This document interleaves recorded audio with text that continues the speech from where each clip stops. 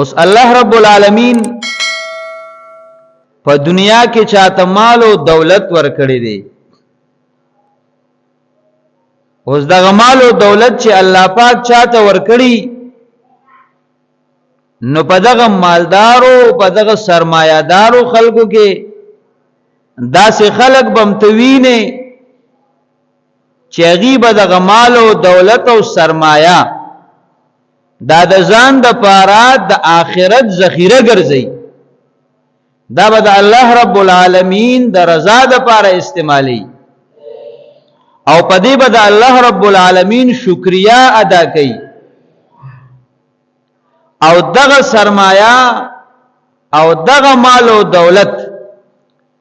بعضی بندگان داسې مشته چې هغوی ته حاصلی نو په دغه مال او دولت باندې هغوی مغرور او متکبری، او بیا دغه قسمه خلکو سوچ داده چې زما د مال او دولت زما سره دی نو د دنیا هر یو چیز زما سره دی، بیا عزتم زما دی، اډرم زما دی، مشریم زما ده، بیا به خلق ما سره غم خادم کوي، خلق به مال توجه را کوي. دغه سرمایه‌دار او د مالدارو خلکو سوچ بیا دادي، حالانکه الله رب العالمین قران کریم کې د داسې فکر او سوچ تردید کړي دي. ځکه الله رب العالمین که د مال او دولت دغه سرمایه تعالی درکړي ده نو دې د پاره نه ده چې ته دا د ځان د پاره د لویوالي یا د ځان د پاره د تکبر او د فخر دا ذریعہ وګرځي، هیڅ شری ده سینه ده. ځکه الله رب العالمین قران کریم کې په سورۃ کهف کې د یو دو کسانو واقعا ذکر کړی دا. اوس دغه واقعا زما استاد لپاره یو تمثيل دی یا دغه واقعا په خارج کې مخه تراغلی دا، خو زما استاد لپاره پکې الله رب العالمین یو سبق او عبرت ګدلې دی. الله رب العالمین فرمای